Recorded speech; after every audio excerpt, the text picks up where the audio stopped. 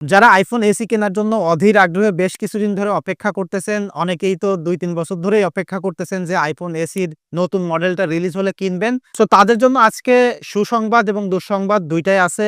Because বেশ কিছু leaks and rumour হাতে এসেছে, সেগুলো থেকে খারাপ সংবাদ এবং ভালো সংবাদ ২ টাই পেয়েছি। সো ভালো সংবাদ খুবই এক্সাইটিং এবং অনেক কিছু আপনারা আগে থেকে জানেন। তবে খারাপ সংবাদটা আসলে বেশি ইফেক্টিভ। তো আমি শুরু করতে চাই ভালো সংবাদ দিয়ে আগে।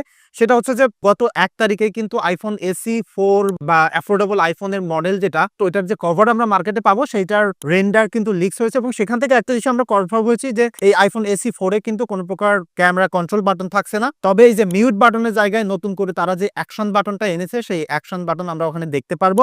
আর একটা জিনিস হচ্ছে যে এটার যে পিছনে যে ক্যামেরা বাম্পের ডিজাইন কিন্তু আমরা আগে ২ ভাবে দেখছি। একটা হলো লম্বালম্বি ভাবে আর একটা হলো আড়াআড়ি ভাবে। একটাই ক্যামেরা সেন্সর, তবে ডিজাইন বা ক্যামেরা বাম্পটা ২ রকম ছিল এবং এটা আসলে কেউ কনফার্ম করে এরকম বলতে পারছিল না। তবে এই কভারটা দেখে একটা জিনিস শিওর হয়ে গেছি যে সেটা হচ্ছে যে এই যে ক্যামেরা বাম্প সেটা কিন্তু আড়াআড়ি হচ্ছে, অর্থাৎ এই যে ডিজাইনটা এখানে দেখতে পাচ্ছেন এইরকম ডিজাইনেই কিন্তু ফিক্সড হচ্ছে। যেমনটা এখানে কভারের পিকচার দেখেও আপনারা একটা কনফার্মেশন পেয়ে যাচ্ছেন। আর পোর্টস অ্যান্ড বাটন নরমালি আইফোনে যেমন থাকে সেরকমই থাকছে, তবে ফোন কিন্তু সেই আইফোন 14 এর মতো হতে যাচ্ছে।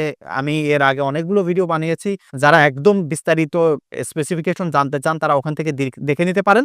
আরেকটা সুসংবাদ হলো সেটা হচ্ছে যে এবার কিন্তু এই মডেলের নাম আইফোন এসি থাকছে না, বা আইফোন এসি 2025 থাকার কথা ছিল সেটা থাকছে না। এই মডেলটাকে তারা রিব্র্যান্ডিং করতেছে, এটা ই সিরিজে নিয়ে চলে যাচ্ছে। অর্থাৎ এই আইফোন এসি 4 এর যে মডেলটা এটা রিলিজ হবে আইফোন 16 দিয়ে, এবং এই লাইন আপটা তারা যদি কন্টিনিউ করে প্রতি বছরে, তাহলে প্রতি বছরই আমরা ই মডেলের একটা ফোন দেখতে পারবো। তো সেই হিসেবে কিন্তু আমরা শুরুতে দেখতে যাচ্ছি আইফোন 16 তবে এখানে এর আগে আমি যারা জানেন না তাদেরকে একটু রিক্যাপ দিয়ে দিই। এই ফোনটা কিন্তু সেম লাইক আইফোন 14 এর মতো হতে যাচ্ছে। 6.1 ইঞ্চির অ্যামোলেড ডিসপ্লে থাকবে, ফেস আইডি থাকবে, প্রসেসরটা থাকবে হলো আইফোন 16 এর মতো 18 bionic processor. So powerful processor থাকছে, একটা মাত্র ক্যামেরা সেন্সর 48 মেগাপিক্সেলের, বাট এখানে 2x পোর্ট্রেট তোলা যাবে, সিনেম্যাটিক ভিডিও থাকার পসিবিলিটি একদম হাইলি এক্সপেক্টেড, আই হোপ যে থাকবে।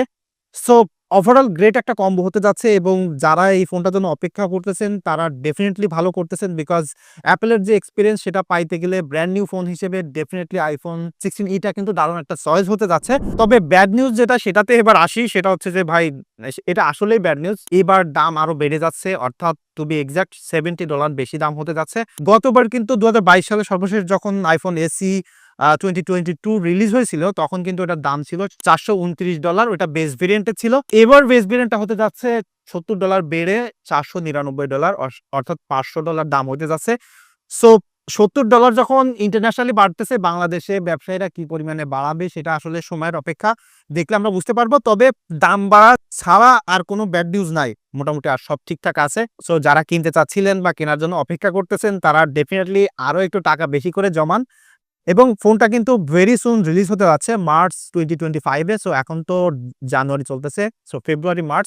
সো আপনি অ্যারাউন্ড ২-২.৫ মাস বলতে পারেন, ২-২.৫ মাস পরে রিলিজ হতে যাচ্ছে। সো এর মধ্যে যদি আর কোনো লিকস অ্যান্ড রিমার আসে সেটা ডেফিনেটলি জানতে পারবেন, এবং এখনো পর্যন্ত এটাই ছিল একদম সর্বশেষ লিকস অ্যান্ড রিমার।